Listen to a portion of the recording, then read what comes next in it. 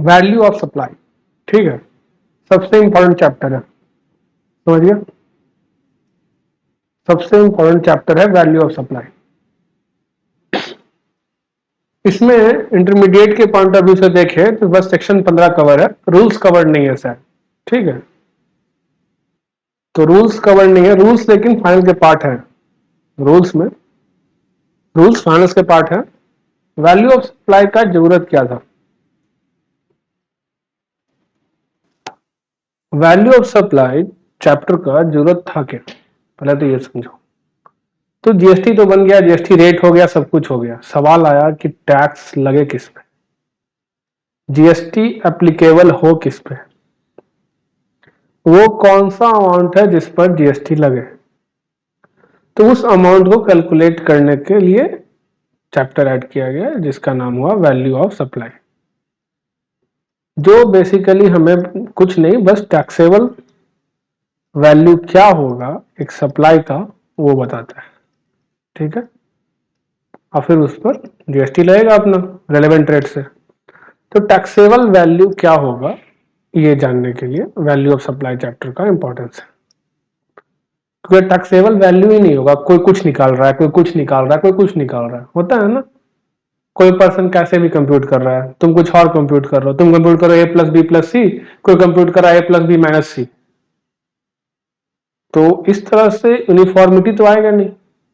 तो यूनिफॉर्मिटी लाने के लिए, मार्केट में एक बैलेंस लाने के लिए कि हाँ मार्केट में सब कोई एक ही तरीका से कैलकुलेट करे, a plus b plus c plus d plus e plus minus f, ठीक है, तो सब वही करे, ये नहीं कोई a plus b plus c minus d minus c minus f कर रहा हो, समझ। तो यही इंपॉर्टेंस था इस चैप्टर के आने का।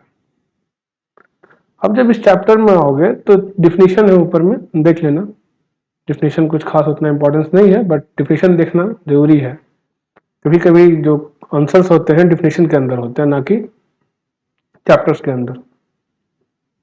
अब जब नीचे आओगे सबसे पहले स्टार्ट होता है सेक्शन 15, सेक्शन 14 तक हो गया था, टाइम ऑफ सप्लाई खत्म, सेक्शन 15 से स्टार्ट हुआ वैल्यू ऑफ सप्लाई। और जब इसके एनालिसिस पार्ट में आओगे या सेक्शन में देख लो, पहले फर्स्ट सेक्शन से स्टार्ट कर लेते हैं। क्या बोला? The value of supply of goods और सर्विस और both shall be the transaction value. अब ट्रांजेक्शन वैल्यू क्या होगा इसको जानना है, which is the price actually paid or payable for the said supply of good or service or both, where the supplier and the recipient of supply are not related and the price is sole consideration। तो आप समझे section 15 बात किसका किया? Section 15 बात किया तब जब सप्लायर और रिसिपिएंट रिलेटेड नहीं है, तब वैल्यू ऑफ सप्लाई जो होगा ट्रांजैक्शन वैल्यू होगा। ट्रांजैक्शन वैल्यू क्या है? वो है प्राइस एक्चुअली पेड और payable for the set supply, ठीक है। तो कंडीशन 1 तो ये है सप्लायर और रिसिपिएंट रिलेटेड नहीं है। दूसरा कंडीशन क्या है? Price is the sole consideration, price is the sole consideration, समझ गया, वही सोल कंसिडरेशन है और कुछ नहीं है। और कुछ नहीं कहने का मतलब नॉन मॉनेटरी टर्म में नहीं है, समझ गए, सिर्फ और सिर्फ मॉनेटरी टर्म में, कैश कैश, समझ गए, कैश के रूप में। तो ट्रांजैक्शन वैल्यू, तो बोलोगे नॉन मॉनेटरी होगा तब क्या होगा? तब इसके लिए रूल में बताया गया है कि नॉन मॉनेटरी होगा तब क्या वैल्यू ऑफ सप्लाई होगा, समझ गए। तो सबसे इंपॉर्टेंट क्या है पहला चीज देखना, और क्वेश्चन आता है तो क्या सप्लायर और रिसिपिएंट रिलेटेड है? नहीं है। क्या प्राइस सोल कंसिडरेशन है? हाँ प्राइस सोल कंसिडरेशन है। तो वैल्यू ऑफ सप्लाई क्या होगा? Transaction value. अब ट्रांजैक्शन वैल्यू क्या होगा, ट्रांजैक्शन वैल्यू में क्या क्या इंक्लूड होगा ये हम आगे देखेंगे एनालिसिस पार्ट के थ्रू, समझ गए। अब यहां पे जाने से अच्छा एनालिसिस में ही चलते हैं, समझ गए, क्योंकि अब तुम कंफ्यूज हो गए, सेक्शन का फायदा है नहीं, एनालिसिस पार्ट में आओ, ठीक है, क्या बोला? The CGST law has different provision for determining the value of supply of good or service in the following situation. Supply made solely for price in money, monetary consideration, to a unrelated person. तो वो subsection 1 यही चीज तो कह रहा था जो हमने ऊपर पढ़ा, ठीक है। Supply made solely for non monetary consideration और for part monetary and part non monetary consideration, उस केस में भी आपका जो वैल्यू ऑफ सप्लाई होगा उसके लिए रूल दिया गया है। और इन्वॉल्विंग एडिशनल कंसिडरेशन और टू रिलेटेड पर्सन वैल्यूएशन कौन गवर्न करेगा? सब सेक्शन 4 समझ गया? कौन गवर्न करेगा? Sub section 4। Supply of specified category of goods और सर्विसेज, अब स्पेसिफाइड कैटेगरी क्या है? होगा कुछ, वो सब सेक्शन 5 गवर्न करेगा। समझ गए? अब सबसे पहले ये वाला पार्ट आपका रूल में कवर है, टोटली सब रूल के अंदर है ये जो है, ठीक है। सारे के सारे रूल है 27, 28, 30, 31 शायद है। Supply to unrelated person where price is sole consideration, इस केस में ट्रांजैक्शन वैल्यू होगा, ये तो हमें पता चल चुका है, कोई बात नहीं, ट्रांजैक्शन वैल्यू होगा। लिखा हुआ है कुछ नहीं, when the transaction of supply of goods or service it made between two person who are not related, definition देख लीजिए, उसके लिए लिखा हुआ है price is sole consideration for the supply. अब बोलोगे सर डिस्टिंक्ट पर्सन कहाँ गया? दिमाग में आ रहा होगा। तो डिस्टिंक्ट पर्सन और रिलेटेड पर्सन के लिए रूल है, रूल में दिया गया है, ठीक है। जब अनरिलेटेड होगा या डिस्टिंक्ट पर्सन नहीं होगा तभी ट्रांजैक्शन वैल्यू होगा, value of supply. Transaction value क्या है? प्राइस चार्ज्ड, ठीक है, जो पैसा चार्ज किया गया, ठीक है। तो ये देखो तुमको बना दिया है supply between unrelated person, price is sole consideration, value of supply will be transaction value. यही लाइन तुमको लिखना भी है, एग्जाम में आ गया ना, यही लिख देना। क्या लिखोगे? When the supply is between unrelated person and the price is sole consideration, when supply is between unrelated person and price is sole consideration on for the supply, value of supply will be transaction value, ठीक है। अब यहां बस यही कहानी है, कुछ मतलब नहीं है उसका। रिलेटेड पर्सन कौन है उसके बारे में बता दिया है, ठीक है। डेफिनेशन है person including legal person deemed as related person if such person are officer director of one another business, ठीक है। ये कंपनी ए है, ये कंपनी बी है, ठीक है। अगर कोई पर्सन डायरेक्टर है इसमें, समझ गए, तो ये रिलेटेड पर्सन है, डायरेक्टर है इसमें तो ये रिलेटेड पर्सन है इसके साथ, और ये दोनों खुद में रिलेटेड पर्सन हो जाएगा, ठीक है। Such persons are officer director of one another's business, समझ गए। तो ये कुछ ऐसा नहीं है, जनरली इस सेक्शन में इंपॉर्टेंट खाली तुम्हारा ये वाला है जो एमसीक्यू में आ सकता है। Such person are legally recognised partner in business, such person are employer employ, ठीक है। A third person control or own or hold more than 25%, अच्छा ये वाला केस यहाँ था, थोड़ा गलती हो गई, ठीक है। यहाँ बस ये वाला केस कवर था, ये इसका डायरेक्टर है तो ये रिलेटेड पर्सन है, ठीक है। ये यहाँ था, पर यहाँ पे कंडीशन क्या है? मोर देन और इक्वल टू 25% वोटिंग पावर, इसमें भी 25%, मोर देन और इक्वल टू 25% इसमें भी, ठीक है। तब ए और बी रिलेटेड पर्सन होगा, समझ गया। One of them control the other, समझ गए। A third person control both of them, अगर ये कंट्रोल करता है दोनों को तो भी ठीक है, वोटिंग पावर से मतलब नहीं है, कंट्रोल पे आ गया तो सवाल। Such person together control a third person, such person member of same family, family का डिफिनेशन दिया गया है, ठीक है, चैप्टर 1 में ही शायद दिया गया है, देख लेना। One of them is sole agent, sole distributor, sole consignor of the other, ठीक है, सोल एजेंट है तुम्हारा तो वो भी रिलेटेड पर्सन है फिर, ठीक है। MS Priya hold 30% share in ABC, 35% share in XYZ, तो मोर देन 25% है तो ABC और XYZ रिलेटेड पर्सन है। Q Limited has a deciding role in corporate policy, operation, management and quality control of all limited। अब काहे कि Q control कर रहा है, क्योंकि Q कंट्रोल कर रहा है R को, तो Q और R रिलेटेड पर्सन होगा, ठीक है। Alpha limited control the composition of board of director of beta limited, alpha limited control कर रहा है बोर्ड डायरेक्टर बीटा लिमिटेड का और गामा लिमिटेड का, तो बीटा और गामा क्या होगा, थर्ड पर्सन कंट्रोल द, समझ गए।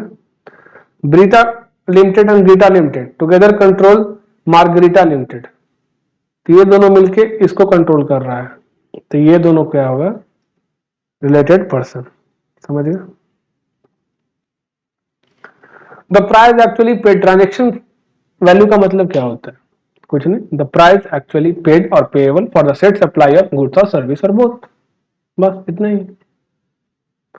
लिखा हुआ है। Wholesale price for 1 metric ton of cement sold by x limited in ordinary course of business is 7,000।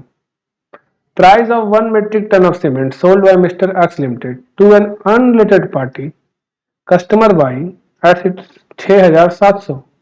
इस केस में ट्रांजेक्शन वैल्यू 6,700 है, वो ऑर्डिनरी कोर्स ऑफ बिजनेस में भले 7,000 में बेच रहा हो, लेकिन अगर एक अनरिलेटेड पार्टी है तो मैं डिस्काउंट में बेचूं और कम बेचूं, 6,000 में बेचूं, 5,000 में बेचूं, कोई फर्क नहीं पड़ रहा।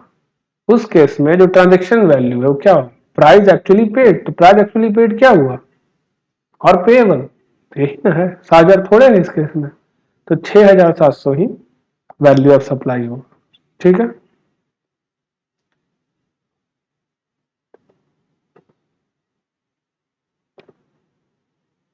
अब आते हैं इंक्लूजन पे, क्या इंक्लूड होगा, अगर आप वैल्यू ऑफ सप्लाई कंप्यूट कर रहे हैं तो ट्रांजैक्शन वैल्यू में और क्या क्या चीजें इंक्लूड होगी, समझ गए।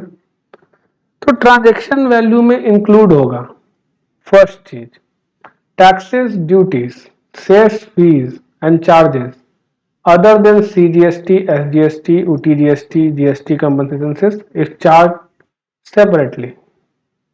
तो ट्रांजैक्शन वैल्यू में इंक्लूड होगा टैक्सेस, कहने का मतलब कस्टम ड्यूटी इंक्लूड होगा, समझ गए।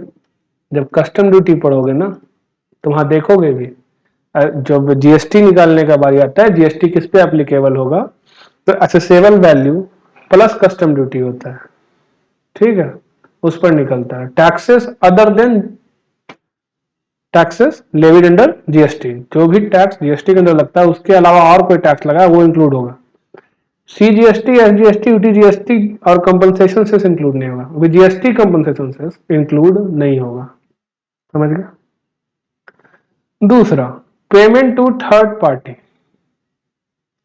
Any amount that a supplier is liable to pay, क्या कहा गया, थर्ड पार्टी को जो पेमेंट करेगा कौन,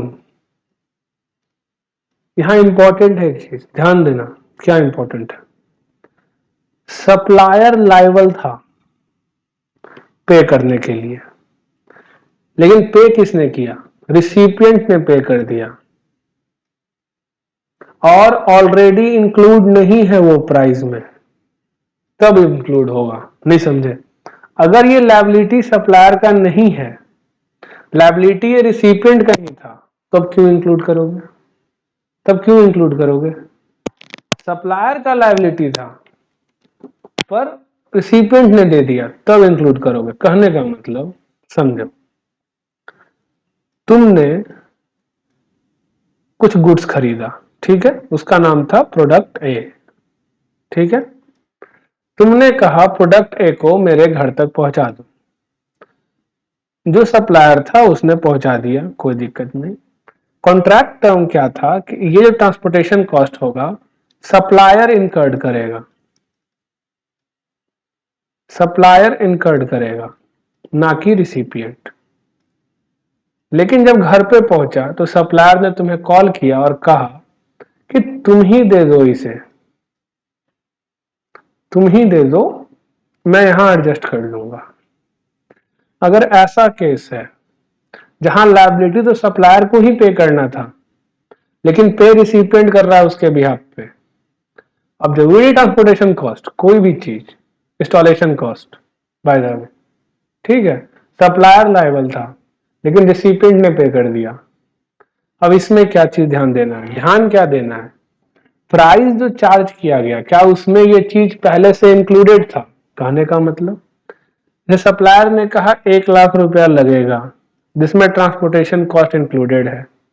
जब उसने कहा ट्रांसपोर्टेशन कॉस्ट इंक्लूडेड है तब तो अगर रिसिपिएंट थर्ड पार्टी को पे भी कर दिया, नहीं समझे, थर्ड पार्टी को पे भी कर दिया फिर भी क्या फर्क पड़ रहा है, तुम्हारा टैक्सेबल वैल्यू तो 1 ही लाख है ना। ये कब फर्क पड़ेगा, अगर इसने कहा 90,000 रुपया और 10,000 रुपया ट्रांसपोर्टेशन कॉस्ट है, ठीक है, पर ऐसा करो तुम ये पैसा इसे तब दे देना, लेकिन लायबल कौन था, ये 10,000 देने के लिए लायबल यही था, भले इससे लेके देना था इसको, ठीक है, लेके ही देता इससे, पर देता ये, पर इसने क्या कहा एक काम करो जब वहां पहुंचेगा तब तुम उसे दे देना, ठीक है। तो इस चीज को समझो कि सिर्फ यहाँ पे ये चीज नहीं सप्लायर लायबल है तो और रिसिपिएंट पे कर रहा है तो हो गया, ध्यान ये भी देना है कि क्या आपको जो प्राइस दिया गया है क्वेश्चन में क्या उसमें ट्रांसपोर्टेशन कॉस्ट इंक्लूड है। अगर उस प्राइस में ट्रांसपोर्टेशन कॉस्ट इंक्लूड है और फिर रिसिपिएंट पे कर रहा है तो मैटर इररिलेवेंट है ना। जब वो ट्रांजैक्शन वैल्यू में ही इंक्लूड है पहले से तो फिर दोबारा इंक्लूड थोड़े करोगे उसको, आया समझ में। तो वही चीज कहना चाह रहा है कि अगर ये प्राइस ऑलरेडी इंक्लूडेड नहीं है और सप्लायर लायबल था तो रिसिपिएंट को नहीं करना था तो उस केस में इंक्लूड होगा सिर्फ, समझ गए। अगर पहले से ट्रांजैक्शन वैल्यू का पार्ट है तो फिर ये पेमेंट भी कर दिया तो क्या फर्क पड़ रहा है, कैलकुलेशन कर रहा हूं ना यार, ये जो अमाउंट था 10,000 वो पहले से यहाँ पर है तो फिर 10,000 जोड़ोगे क्या उसमें, नहीं जोड़ोगे ना 10,000 दोबारा। तो वही चीज कहना चाह रहा है कि दोबारा मत जोड़ देना अगर पहले से इंक्लूड है तो ट्रांजैक्शन वैल्यू में, समझ गए। Incidental expenses such as commission, packing, charged by the supplier to the recipient of supply. Extra service के लिए कुछ चार्ज करोगे ना वो भी इंक्लूड होगा, ठीक है, पैकेजिंग कर रहे हो, कमीशन ले रहे हो, समझ गए, ले रहे हो, दे रहे हो नहीं, कमीशन दे रहे हो तब तो अलग चीज, तब तो फिर सप्लायर वो हो गया जो तुमसे सर्विस दे रहा है, एजेंट का कमीशन ले रहा है तुमसे, तुम कमीशन ले रहे हो, ठीक है। Incidental expenses any amount charged for anything done by the supplier in respect of supply of goods or service at the time of or before delivery of good और supply of service। कहने का मतलब ये हो चाहे ये point दोनों लगभग सेम ही है, ठीक है, कुछ भी कर रहे हो, कुछ भी एनीथिंग, कुछ भी कर रहे हो, समझ गए, और उसके लिए तुम चार्ज कर रहे हो अलग से,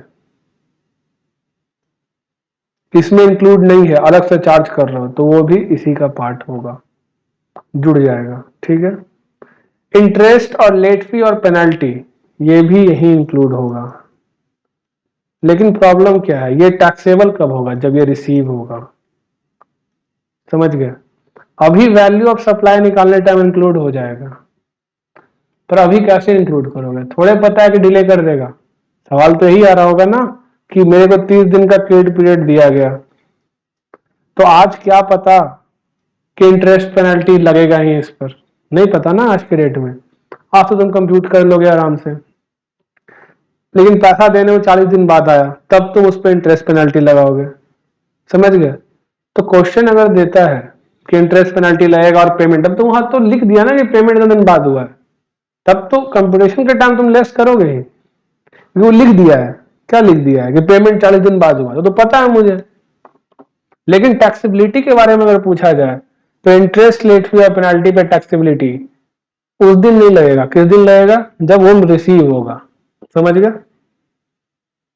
subsidy directly link to the price, अगर सब्सिडी लिंक्ड है प्राइस से, लिंक्ड है प्राइस से ध्यान देना, सब्सिडी और किसी और चीज से लिंक्ड है तब नहीं, प्राइस से लिंक्ड होना चाहिए, प्राइस से, ध्यान देना, प्राइस से लिंक्ड। अगर सब्सिडी प्राइस से लिंक्ड है और वो सब्सिडी कौन दिया है, कौन, कोई भी पर्सन जो गवर्नमेंट नहीं है, समझ गया, सेंट्रल गवर्नमेंट स्टेट गवर्नमेंट नहीं है, तब इंक्लूड होगा, अन्यथा अन्यथा इंक्लूड नहीं होगा। और क्या, नहीं समझे? अगर कोई Mr X Y Z limited subsidy दे रहा है तो इंक्लूड नहीं करने का, क्या नहीं करने का, इंक्लूड नहीं करने का, समझ गया? सब्सिडी अगर, सॉरी इंक्लूड नहीं, गलती बोल गया, मतलब एक्स वाई जेड लिमिटेड दे रहा है, ठीक है, इंक्लूड करने का, लेकिन सेंट्रल गवर्नमेंट दे रहा है तो इंक्लूड नहीं करने का, स्टेट गवर्नमेंट दे रहा है तो इंक्लूड नहीं करने का, और इंक्लूड है तो एक्सक्लूड करने का, ठीक है? तो सब्सिडी अगर सेंट्रल गवर्नमेंट स्टेट गवर्नमेंट नहीं दे रहा है, कोई और पर्सन दे रहा है, मतलब एक्स वाई जेड दे रहा है, ठीक है, और वो प्राइस से लिंक्ड है, तो सब्सिडी इंक्लूड करने का, कब इंक्लूड करोगे, अगर सब्सिडी यहां माइनस होगा तब ना इंक्लूड करोगे, समझ गए? अगर सब्सिडी यहां माइनस नहीं है तो नहीं इंक्लूड करने का, समझ में आ गया? तो सब्सिडी अगर कोई भी पर्सन देगा जो गवर्नमेंट नहीं है, स्टेट गवर्नमेंट नहीं है, सेंट्रल गवर्नमेंट नहीं है, तो वो इंक्लूड होगा। तो इसको ध्यान रखना, ठीक है, क्वेश्चन आएगा तो और क्लियर हो जाएगा, अभी तो दिक्कत हो। अब देखो वही चीजों को इलेबोरेट किया गया है नीचे, समझ गया, यहाँ पे इलेबोरेट किया गया है, तो देख लेना, कोई ज्यादा अच्छी नहीं है, क्वेश्चन देख लेते हैं, क्वेश्चन हो तो। हाँ, एक चीज देखो इसमें इंपॉर्टेंट ऐड किया गया, टीसीएस अंडर इनकम टैक्स। अब होता क्या कि टीसीएस कलेक्ट करता है, कलेक्शन है ना, कलेक्ट किया जाता है और फिर गवर्नमेंट को जमा किया जाता है, पता है तुम्हें, तो इस पे क्लैरिफिकेशन लाया गया, has clarified that for the purpose of determination of value of supply under GST TCS would not be includable. क्यों कहा गया? क्योंकि ऊपर एक सेक्शन, एक इंक्लूजन था, वो क्या था, टैक्सेस अदर देन जीएसटी, तो टीसीएस तो अदर देन जीएसटी ही है, तो इंक्लूड हो जाना चाहिए, यही दिमाग में आएगा अभी, यही होना भी चाहिए था एक्ट के हिसाब से, इसलिए इसको क्लैरिफाई करना पड़ा आकर के सीबीआईसी को कि टीसीएस को छोड़ के बाकी टैक्सेस इंक्लूड होंगे। अब पूछोगे तुम टीडीएस जो इनकम टैक्स में कटता है, तो टीडीएस तो यार पेमेंट पे ही कटता है ना, वो काटता है, तुमको पेमेंट करता है, तुम सप्लायर हो उस केस में, ऑब्वियस सा बात है, तुम सप्लायर हो, रिसिपिएंट काट रहा है पेमेंट के टाइम, ठीक है, तो तुम्हारा value of supply TDS minus क्यों करोगे तुम, और माइनस कर कर इंक्लूड करो तुम, टीडीएस के लिए ऐसा कुछ नहीं कहा गया, टीसीएस के लिए कहा है। टीसीएस क्या होता है, ओवर द वैल्यू लगता है, अगर 10 लाख का गाड़ी खरीदोगे तो उस पर शायद 0.1% है ना, इसके ऊपर लगेगा, 10 लाख के ऊपर कलेक्ट करता है तुमसे, समझ गए? तो उसको इंक्लूड नहीं करने का ये कहा गया, समझ गए?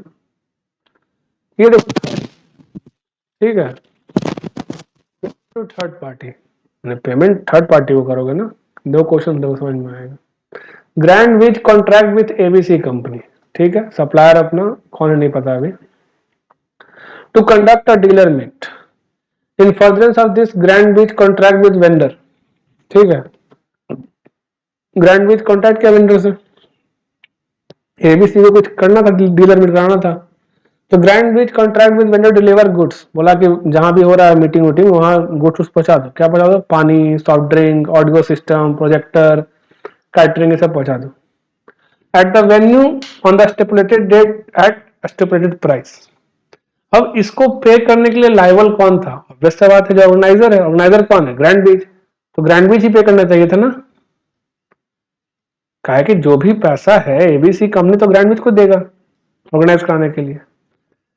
The soft drink supply wants payment upon delivery, soft drink supplier जो है वो कह रहा है उसको पेमेंट डिलीवरी पे चाहिए, ठीक है, तो एबीसी कंपनी एग्री किया कि वो पे कर देगा, समझ गए? पर बिल जो रेज हो रहा है soft drink vendor Grandwich pay करेगा on receiving the crates of soft drink. समझ गए? Amount is not billed by Grandwich to ABC company. अब इस अमाउंट को ग्रैंडविच उसमें इंक्लूड नहीं किया, तो गलत है ना? गलत कैसे है? आपसे मैंने कॉन्ट्रैक्ट किया बाय द वे 1 लाख रुपया का, मैंने कहा कि भाई साहब आपका जिम्मेदारी है, आप कोल्ड ड्रिंक मंगाओ, चेयर मंगाओ, कुर्सी मंगाओ, सिस्टम मंगाओ, जितना तुम अपना प्रॉफिट जानो, जैसे करोगे नहीं करोगे मुझे नहीं मालूम, मैं तुम्हें 1 लाख रुपया दूंगा। लेकिन हुआ क्या है, कोल्ड ड्रिंक का मान लो कि 5-6 हजार रुपया का कोल्ड ड्रिंक था, तो एबीसी कंपनी ने 5 हजार रुपया पे कर दिया ग्रैंडविच के बिहाफ पे थर्ड पार्टी को। थर्ड पार्टी कौन था? Soft drink supplier. तो पेमेंट टू थर्ड पार्टी किया, पर लाइबल कौन था? लाइबल तो ग्रैंडविच था। लाइबल कौन था? सप्लायर इज लाइबल टू पे द, समझे? तो क्योंकि सप्लायर लाइबल था और अमाउंट इंक्लूडेड नहीं था, नहीं समझे, बिल बस 95,000 का ही किया उसको ही, कहे कि 5,000 तो पहले ही हो गया था ना पेमेंट, इसके बिहाफ पे उसने कर दिया था, अब ये इंक्लूड होगा। अगर ये बिल 1 लाख का ही कर देता तो क्या दिक्कत था, तब तो इंक्लूड नहीं करना ना, लिखा हुआ ना, if the same is not included, if the same is not included in the price. अगर प्राइस में इंक्लूड नहीं होगा तभी ना जोड़ोगे, अगर पहले से 1 लाख पे है तो क्या 1 लाख 5,000 कर दोगे? समझ में आया? तो अगर सप्लायर लाइबल है, उसने पेमेंट नहीं किया, रिसिपेंट ने पेमेंट किया, किसको? थर्ड पार्टी को, जो कि सॉफ्ट ड्रिंक सप्लायर था इस केस में, और वो जो प्राइस, जो बिलिंग हुआ है, जो भी प्राइस है उसमें इंक्लूडेड नहीं है, मतलब ट्रांजेक्शन वैल्यू जो तुम अपना बेस मानोगे ऊपर कैलकुलेट करने के टाइम, उसमें अगर इंक्लूडेड नहीं है तो इंक्लूड करोगे, अगर इंक्लूडेड है तो क्यों इंक्लूड करोगे? समझ गए? ये कंपोनेंट मैन्युफैक्चरर ओईएम, ये भी एक काफी इंपॉर्टेंट चीज है, बहुत जगह पर आएगा। ठीक है? Valuation of supply made by a component manufacturer using mould dies owned by original equipment manufacturer sent free of cost to him. ठीक है? होता क्या है कि तुम देखते होगे, जैसे चाइनीज फोन, चाइनीज फोन में क्या होता है, चाइनीज फोन या कोई भी कार मान लो, कार ही मान लो, कार ज्यादा इजी रहेगा तुम्हें, कार का हर कंपोनेंट कार कंपनी खुद नहीं बनाती, कुछ किसी और को ऑर्डर देती है, कुछ पार्ट किसी और को ऑर्डर देती है, कुछ पार्ट किसी और को ऑर्डर देती है, पर इसे अपने स्पेसिफिकेशन के हिसाब से चाहिए। ठीक है? तो ये जो कार मैन्युफैक्चरर है, ये है ओरिजिनल इक्विपमेंट मैन्युफैक्चरर ओईएम, और ये जो है ये है कंपोनेंट मैन्युफैक्चरर। ठीक है? CM ABC component manufacturer. लेकिन ओईएम को अपने हिसाब से चाहिए ना, अपने स्पेसिफिकेशन के हिसाब से चाहिए, तो ये इसे मोल्ड डाई जो भी है उपलब्ध करवाती है। ढांचा, ढांचा, मेरे कार का ढांचा ऐसा रहेगा, समझ गया? तो अगर मेरे कार का ढांचा ऐसा रहेगा तो ये मोल्ड जो है मुझे प्रोवाइड करना पड़ेगा ना, जिसमें देखो मोल्ड क्या होता है ना, एक बॉक्स मान लो जिसमें पूरा डिजाइन बना रहता है, उसमें लोहा डाले, एल्युमिनियम डाले, जो डालना डाले, वो ढांचा में जाके पिघल के जम के बाहर निकल आता है। समझ गए? जैसे मिट्टी का बर्तन बनता है ना, या ईटा, ईटा का देखो, ईटा को भरता है तो वो मोल्ड है। ठीक है? उसी को मोल्ड कहा जाता है, जिसमें ईटा को भर के बराबर करता रहता है, वही मोल्ड है। तो मोल्ड में डाल के बनाना है, तो मोल्ड और डाई कौन देगा? दिया तो ये कौन दिया? कार मैन्युफैक्चरर जो था, ओईएम ओरिजिनल इक्विपमेंट मैन्युफैक्चरर, वो मोल्ड डाई इसको देगा, बोलेगा बनाओ, और ये mould die free of cost देगा। समझ गए? तो वही यहाँ पे सवाल है। क्या सवाल है? देखो, वैल्यू ऑफ सप्लाई जब कैलकुलेट करना है कंपोनेंट मैन्युफैक्चरर को, क्या वही तो मैन्युफैक्चर कर रहा है, इसके ब्याह पे सर्विस दे रहा है इसको मैन्युफैक्चरिंग करने का कंपोनेंट को, using mould and die owned by original equipment manufacturer, जो कि फ्री ऑफ कॉस्ट उसे भेजा गया था, क्या उस value of such mould and die shall not be added to value of supply made by him, because the cost of mold and die was not to be incurred by the component manufacturer and thus does not merit inclusion in value of supply in terms of section 15(2)(b)। नहीं समझ में आया? कहना क्या चाह रहा है कि वो क्या कहा था, payment to third party, payment to third party by the recipient, ठीक है, कब? when the supplier is liable to pay such payment, then the same shall be included in value of supply. But यहां पे क्या उस mall die का जो value है, जो मॉल डाई ये बना के भेजेगा, ऑब्वियस सी बात है कॉस्ट लगेगा ना उस मॉल डाई में, उस मॉल डाई में कुछ कॉस्ट लगा, फिर वो इसको भेजा, तो ये भी तो थर्ड पार्टी को पेमेंट कर रहा है। बट यहां पर एक कंडीशन जो है वो वायलेट हो, कौन सा? Supplier is not liable. क्या कंपोनेंट मैन्युफैक्चरर लाइबल है उस स्मॉल डाई के पेमेंट के लिए?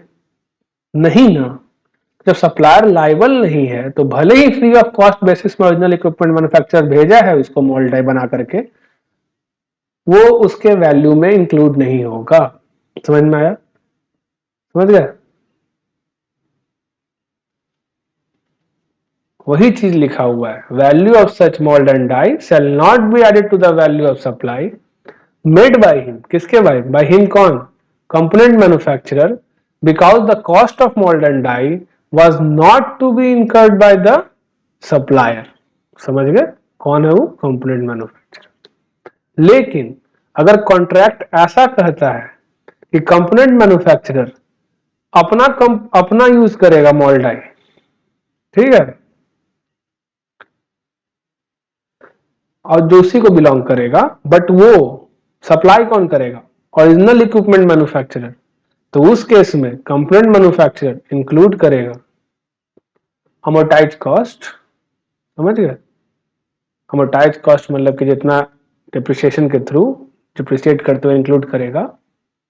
जैसे इन्वेंट्री रेगुलेशन में इंडेस में पढ़ते हो ना, इंक्लूड होता है, तो उसी जितना मॉल डाई घिसा उस हिसाब से डिप्रिसिएशन वैल्यू के हिसाब से निकाल के उसमें इंक्लूड करेगा। क्यों? क्योंकि अब इस केस में कॉन्ट्रैक्ट क्या था कि कंपोनेंट मैन्युफैक्चरर अपना खर्च करेगा। कंपोनेंट मैन्युफैक्चरर जो मॉल डाई है वो उस पे उसका पूर्ण अधिकार होगा, ठीक है, भले बना के ओईएम ही देगा, ओईएम ही सप्लाई करेगा। तो इस केस में सप्लायर लायबल था। क्यों? क्योंकि सप्लायर का मॉल डाई है, वो मेरा नहीं है, मैं बस बना के दे रहा हूं उसके बिहाफ पे, अपना ढांचा बना के अपने हिसाब से बना के दे रहे हैं, बट ये belong to the component manufacturer, पर होगा उसका मालिकाना हक इसके पास होगा। यहां पर मालिकाना हक इसके पास नहीं था, कंपोनेंट यहां पे मालिकाना हक किसके पास था? ओईएम के पास ही था। जब यहां पे मालिकाना हक उसके पास होगा तो उस केस में उसे इंक्लूड भी करना पड़ेगा। समझ गए? तो यही चीज कंडीशन याद रखना, सप्लायर लायबल होगा तब, यहां सप्लायर ओन करेगा ना, सप्लायर लायबल है। समझ गए? बट बना के दिया ये original equipment manufacturer free of cost, कोई मतलब नहीं। अब वो मॉल डाई तुम्हारा स्वामित्व है, खर्चा भले कोई और किया है, अब तो तुमको इंक्लूड करना पड़ेगा अमोर्टाइज कॉस्ट उसका। समझ गए? इंसिडेंटल एक्सपेंस जानते ही हो, जो खर्चा पैकिंग, ठीक है, या anything else done by the supplier. देखो इसको यहीं पे जोड़ दिया जो ऊपर लिखा था, anything else done by the supplier, दोनों को मर्ज कर दिया ना। समझ गए? कमीशन, पैकिंग, इंस्पेक्शन, इंस्टॉलेशन सब दिया हुआ है, ठीक है। अब ये कमीशन पे काफी लोग कंफ्यूज हो रहे हैं, कमीशन क्या होगा? This may be paid to an agent and recovered from the buyer of goods और सर्विस। रिसिपिएंट से रिकवर किया जा रहा है। समझ गया? पेमेंट तुम किए थे, तुमने एक एजेंट रखा, उसको कहा कि जाओ मेरे लिए वेंडर ढूंढ के लाओ, वो गया, ए के पास गया, बी के पास गया, सी के पास गया, ढूंढ के लाया। अब ये काम करने के लिए इसने कुछ पैसे चार्ज किए। जब इसने कुछ पैसे चार्ज किए तो मैंने क्या किया कि छोड़ो, इसको दे रहा हूं पर इनसे वसूल लूंगा। समझ गया? तो जब उनसे वसूलोगे तो इंक्लूड होगा ही। समझ गया? नहीं वसूलोगे नहीं इंक्लूड होगा, वसूलोगे इंक्लूड होगा। समझ गए? यही चीज था। अब ये ट्रांजिट इंश्योरेंस है, इसके बारे में थोड़ा सा क्लैरिफिकेशन है। देखो क्या है, where the supplier agree to deliver goods at the buyer premises. अगर सप्लायर ये एग्री करता है कि वह सामान तुम्हारे घर तक पहुंचाएगा, ठीक है, और ट्रांसपोर्ट अरेंज करता है, इंश्योरेंस लेता है, तो ये कंपोजिट सप्लाई बन जाएगा। क्यों? कंपोजिट सप्लाई पढ़ा है ना, उसमें क्या लिखा हुआ था? Naturally bundled. नेचुरली बंडल तो ही तो है, ठीक है। एसी खरीदते हो तो घर तक पहुंचाता है ना एसी, फ्रिज खरीदते हो तो घर तक पहुंचाता है ना फ्रिज, तो उस केस में कंपोजिट सप्लाई हो जाएगा। Principal supply supply of good हो जाएगा, तो जो रेट सप्लाई ऑफ गुड्स पे लगेगा वही रेट इन पर और इन पर भी लगेगा। समझ गए? Therefore, outward freight and transit insurance become part of value of composite supply, and GST is payable thereon at the same rate as applicable for the relevant goods. पर एक और चीज आता है, वो कहता है अगर आप सेपरेटली डिस्क्लोज करते हैं तो आप सेपरेटली चार्ज कर सकते हैं, वो डिफरेंट मैटर है। बट क्वेश्चन आएगा तो आंसर तो यही लिखना है। सेपरेटली वाला पॉइंट को थोड़ा भूल जाना उस टाइम कि सेपरेटली डिस्क्लोज करेंगे, सेपरेटली चार्ज कर सकते हैं GST. However, if the contract for supply is on X factory, मतलब बस मेरे दुकान से निकल गया अब तुम जानो, ठीक है, तो उस केस में इंक्लूड नहीं करने का। और क्या? इंटरेस्ट, लेट फी और penalty for delayed payment include होगा। किसके लिए? बस डिलेड पेमेंट के लिए, और किसी चीज में नहीं। समझ गए? A supply priced at rupees 2000 is made with a credit period of 1 month. तो जब ये सप्लाई हुआ होगा तब तो 2000 रुपये तुमने टैक्स दिया होगा, समझे? 2000 का जो भी 12% था वही टैक्स दिया होगा। देयर आफ्टर इंटरेस्ट 12%, एक महीना बाद इंटरेस्ट लेगा। तो अब मुझे क्या मालूम कि एक महीना में पैसा देगा कि नहीं देगा? प्रैक्टिकल एस्पेक्ट बता रहा हूँ, ठीक है। एग्जाम में ऐसे नहीं करना। प्रैक्टिकल एस्पेक्ट में क्या होगा, आज मुझे क्या पता एक महीने में पैसा देगा कि नहीं देगा। दे दिया तो इंटरेस्ट चार्ज नहीं करेंगे, ठीक है। अपने केस में क्या हुआ, 2 महीना लैप्स हो गया, समझ गए? द अमाउंट ऑफ इंटरेस्ट 12% पर 1% पर मंथ, तो 2000 रुपये 20 रुपया एक मंथ के लिए, क्या कि एक महीना बाद इंटरेस्ट लगना था, चार्ज होगा। और इस केस में वैल्यू ऑफ सप्लाई 2020 होगा। वो अलग बात है कि 2000 रुपये टैक्स आज लगेगा और 20 रुपया पे टैक्स कब लगेगा, जब 20 रुपया रिसीव होगा। समझ गए? देखो लिख भी दिया यहाँ पे, वो अलग बात है कि टैक्स उस पर बाद में लगेगा, ठीक है।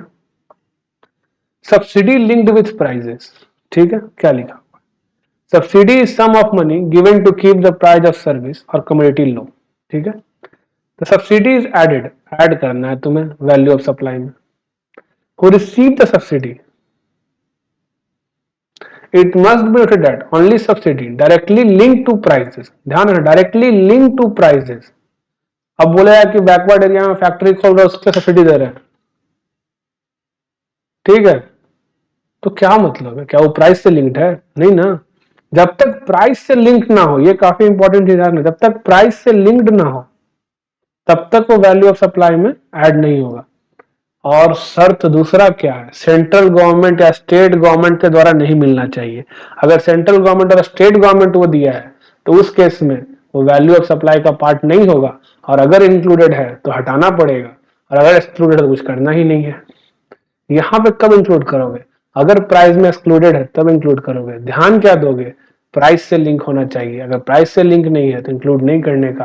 कहने का मतलब अगर ए बी सी डी कोई भी दिया, ठीक है, तो उस केस में इंक्लूड करना है वैल्यू ऑफ सप्लाई में।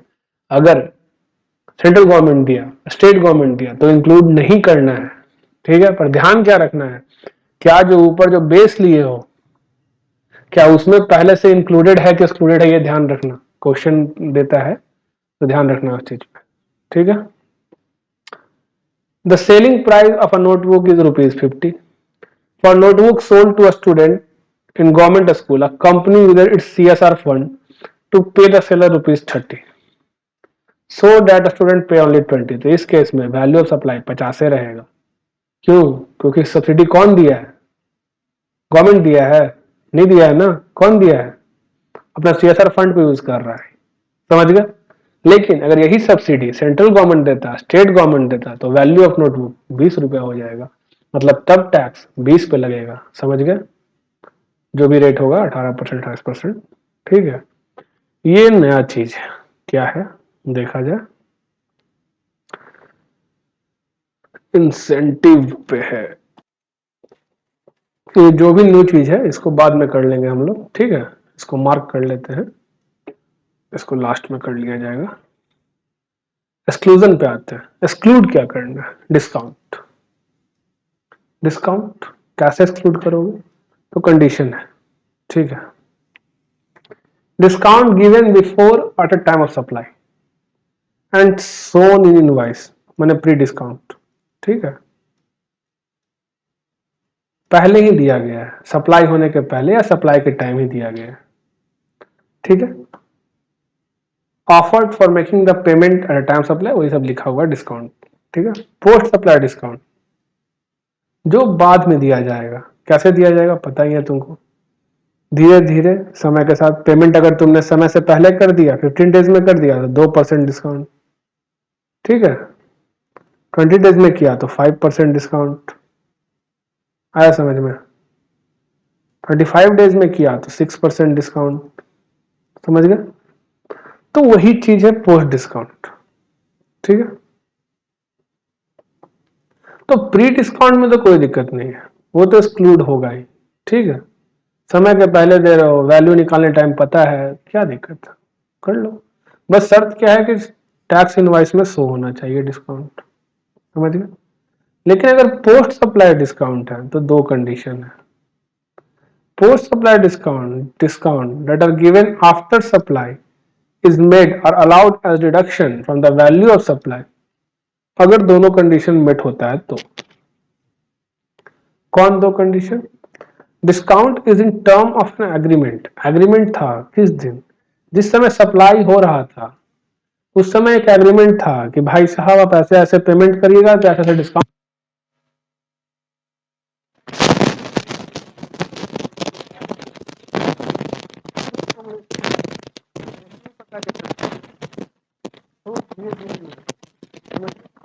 वो जो डिस्काउंट है जो भी पता नहीं है तो पोस्ट सप्लाई डिस्काउंट, जैसे कि कहा गया आप 100 यूनिट खरीदे तो कोई डिस्काउंट नहीं है।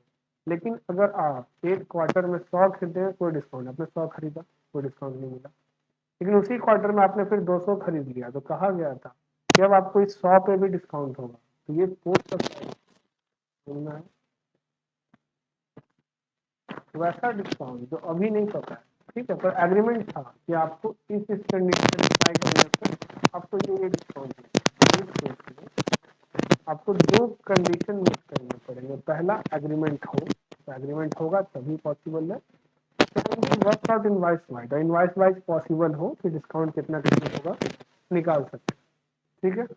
दूसरा सर, प्रोपोर्शनेट आईटीसी रिवर्स करेगा रिसिपिएंट, क्यों रिवर्स करेगा? अब आपने पहले तो सप्लाई किया, उस टाइम आपने बिल काट दिया बाय द 10,000 रुपये 18% से, ठीक है, 1800 का। अब रिसिपिएंट के जीएसटीआर 2B में दिख गया होगा, रिसिपिएंट ने क्लेम कर लिया होगा आईटीसी। अब जब आप बोल रहे हो कि अभी 10,000 और 9,000 का रह जाएगा पोस्ट सप्लाई डिस्काउंट के कारण, तो 9,000 का 18%, उस केस में आपको अब रिवर्स करना पड़ेगा ना, किसको? आपको कुछ नहीं करना है, ये रिवर्स करेगा। कैसे? ये निकालेगा कि 9,000 का 18% तो 1,620 ही होता है। जब 1,620 ही होता है तो मुझे 180 रुपया रिवर्स करना पड़ेगा अपने आईटीसी का, ठीक है। और रिवर्स कैसे होगा बात आएगी। The wire would have availed लिखा हुआ है input tax credit of GST payable on the gross value specified in the invoice. Thus when a credit note ये क्या करेगा, ये बस क्रेडिट नोट इशू कर देगा, ठीक है। कितना वैल्यू के लिए? 1,000 के लिए। Credit note is issued to him by supplier for the discount. The buyer will reverse the proportionate credit. Consequent to which the supplier output tax liability will be reduced by the same amount. Supplier को फायदा क्या होगा? Supplier जैसे ही credit issue करेगा ना, उसका output tax liability जिस month में इशू किया उस मंथ में कम जाएगा 180 से, समझ गए। रिसिपेंट क्या करेगा? रिसिपेंट के जीएसटीआर 2B में दिखेगा क्रेडिट, ये सब जब दिखेगा तो उसको रिवर्स करना पड़ जाएगा, तो रिवर्स करेगा। कंडीशन दो तो है, पहला रिसिपेंट को रिवर्स करना पड़ेगा, दूसरा डिस्काउंट जो है वो टर्म जो है डिस्काउंट का वो एग्रीमेंट था किस समय? At time of supply. और आप डिस्काउंट को वर्कआउट कर सकते हैं इनवाइस वाइज बेसिस पे, समझ। अगर अबव कंडीशन सेटिस्फाई नहीं हुआ तो जीएसटी लायबिलिटी नहीं रिड्यूस होगा सप्लायर का। कैसे रिड्यूस नहीं होगा? वो क्रेडिट नोट इशू नहीं कर सकता उस केस में। तो उस केस में क्या होगा? Accounting discount, commercial credit note, accounting discount, समझ गए? उस केस में बायर को रिवर्स करने की कोई जरूरत नहीं। क्यों नहीं? क्योंकि क्रेडिट नोट इशू हुआ नहीं, उसके रजिस्टर टू में दिखेगा नहीं, रिवर्स करेगा क्यों? समझ में आ गया? तो यही चीज था। अब यहाँ पे कुछ डिस्काउंट के बारे में बताया गया है, ठीक है? बाय मोर सेव मोर, ये वाला डिस्काउंट, ठीक है? Rate of discount increase with increase in purchase volume, जैसे जैसे परचेज इंक्रीज होता जाएगा, ठीक है? One may get 10% discount for purchase over 5,000, 20% discount purchase over 10,000, समझ गए? 30% डिस्काउंट फॉर परचेज ओवर 20,000, सब discount are shows on the invoice itself. तो इनवॉइस तो दिखते हैं, कोई दिक्कत नहीं है। Periodic year ending discount, volume discount. These discounts are offered by supplier to their stockist. For example, get additional discount of 1% if you purchase 10,000 pieces. Get additional discount of 2% if you purchase 15,000 pieces. Thus, such discount are established in terms of agreement. ठीक है? Enter into at or before time of supply. अब तो invoice तो हुआ नहीं है, ये पता था नहीं कितना डिस्काउंट मिलेगा उसको, बाद में पता चलेगा। जब बाद में पता चलेगा तो बाद में क्या करेगा? सप्लायर इशू करेगा क्रेडिट नोट, रिसिपिएंट अपना प्रोपोर्शनल एडसी रिवर्स करेगा, एग्रीमेंट एग्जिस्ट कर ही रहा था, कोई दिक्कत नहीं। सेकेंडरी डिस्काउंट, सब एग्जांपल है बस। These are discount which are not known, अभी पता नहीं था। जब अगर पता नहीं था ना, तब रिवर्सल करोगे कभी का, तो शैल नॉट बी एक्सक्लूडेड। समझ में आ गया? जब पते नहीं था, एग्रीमेंट एग्जिस्ट होना चाहिए ना, discount, terms of discount known at the time of supply. समझ में आया? तो ध्यान रखना, फर्स्ट कंडीशन टर्म, डिस्काउंट का टर्म पता था तुम्हें सप्लाई के ही टाइम। दूसरा, रिसिपिएंट अपना आरडीसी रिवर्स करेगा अपॉर्चुनिटी, समझ गए? तो आप वैल्यू सप्लाई में इंक्लूड करोगे। एग्जांपल देखो दिया हुआ है, royal biscuit company give a 30% discount on the list price. Thus, for a carton of spice biscuit in the tax invoice, the list price is 200, on which discount is 30. 60 का minus हो जाएगा, 140 पे दिखेगा, समझ गए? अब ये डिस्काउंट क्या था? प्री सप्लाई डिस्काउंट था, तो कोई दिक्कत नहीं है। अब देखो एक पोस्ट सप्लाई डिस्काउंट का एग्जांपल दिया हुआ है।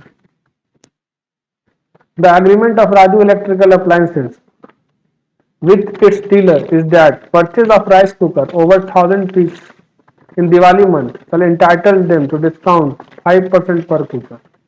Therefore, the quantum of discount can be determined. अब दिवाली खत्म होता है ना, पता चलेगा 1,000 खरीदा कि नहीं खरीदा। However, since the agreement related to discount was in existence, तो agreement था उस टाइम, समझिए? तो सेकंड कंडीशन क्या होगा? Proportionate ITC Raju electric reverse कर दे, वो रिवर्स कर देगा तो वैल्यू ऑफ सप्लाई में इंक्लूड करने मैंने एक्सक्लूड करने का, अन्यथा नहीं करने का। समझ गए? वही चीज लिखा हुआ है। अरे यार बाबा बड़ा क्यों हो जा रहा है? Pink and blue private limited sold good to orange private limited on 5 January 50,000 का, ठीक है? Exclusive of taxes and discount and charge ₹9,000 as IGST, कोई दिक्कत नहीं, 9,000 रुपया चार्ज किया। The term of supply stipulate, the agreement exist कर रहा है, ठीक है? term of supply discount 2% will be given to OPL if it makes the payment within 1 month. अब मुझे इस टाइम तो पता नहीं था, तो मैं 9,000 चार्ज कर लिया। OPL अवेल द क्रेडिट, और फिर क्रेडिट भी अवेल कर लिया, ठीक है?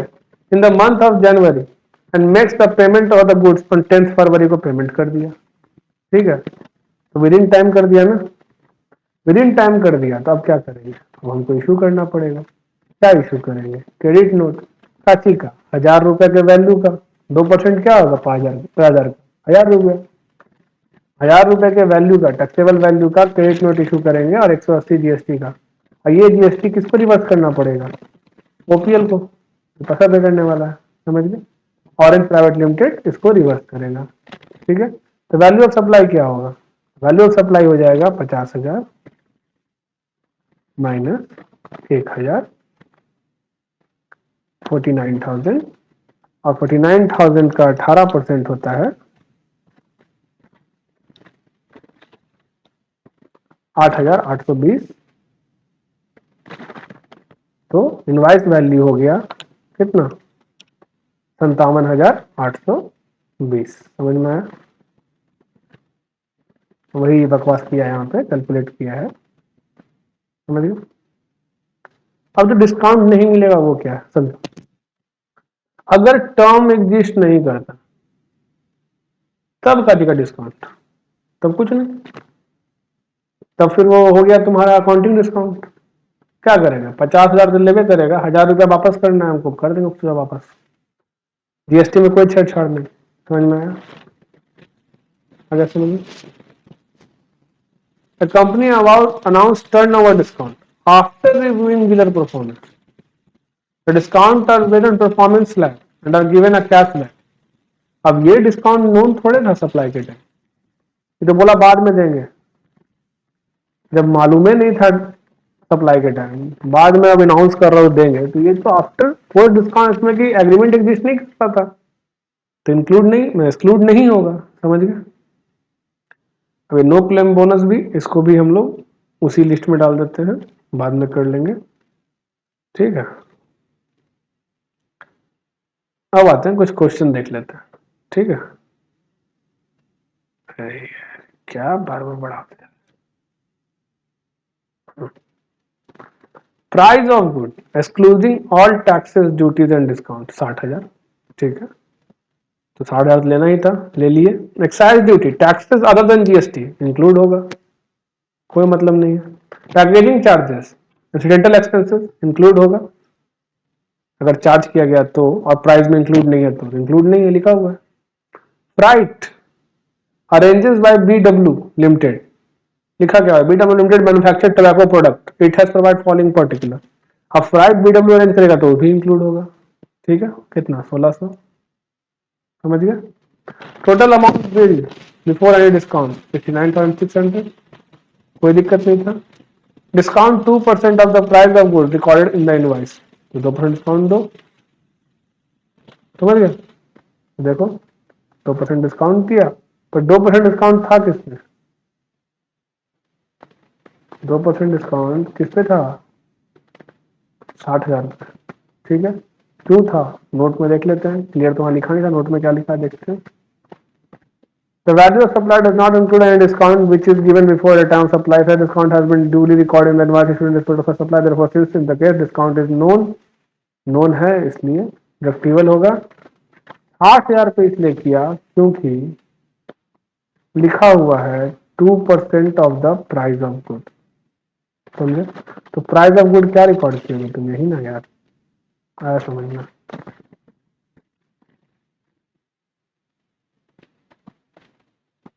SA Limited is manufacturer of biscuit.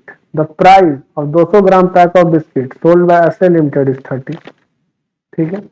It has received price linked subsidy of ₹5 per pack of biscuit sold from NM Limited as a part of NM Limited CSR activity.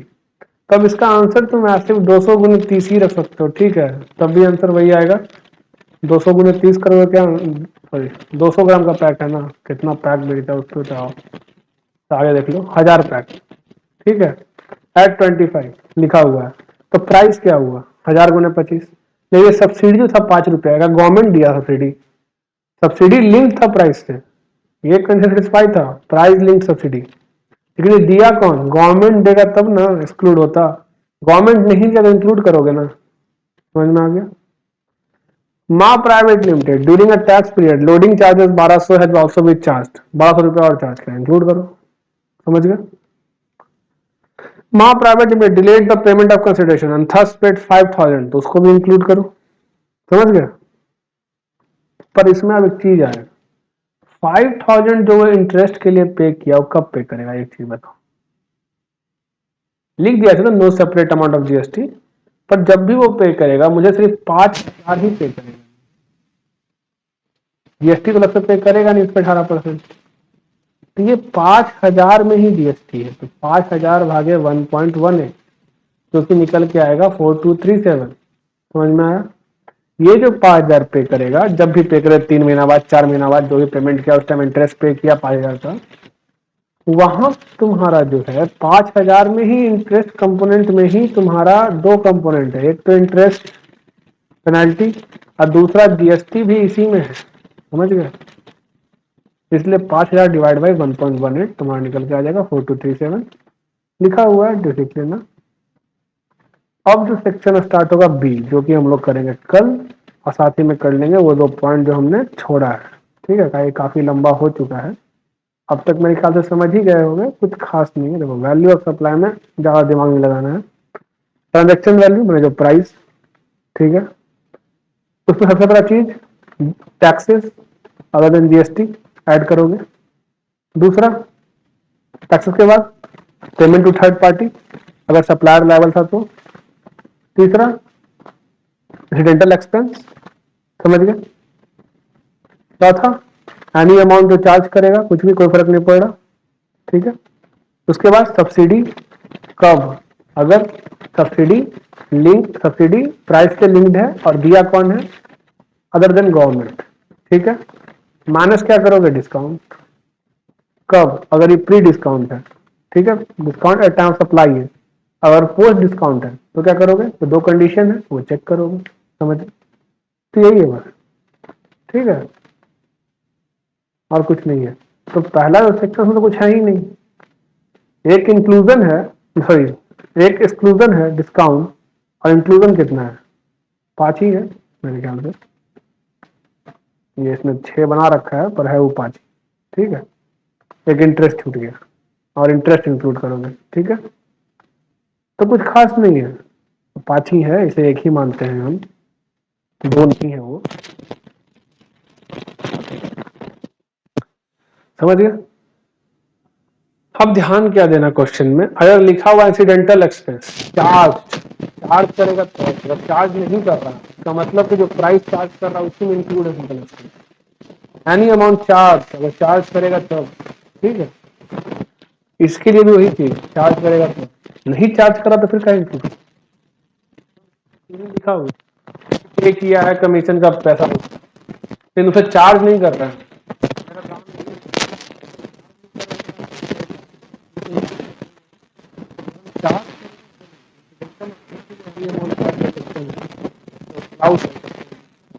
ध्यान देना कि charge कर रहा है, क्वेश्चन साइलेंट है, हम zoom करते हैं ऊपर जो प्राइस दिया हुआ है इंक्लूडेड नहीं है, काफी नहीं करते हैं, समझ में इसके आगे है, फिर बड़ा हो चुका है।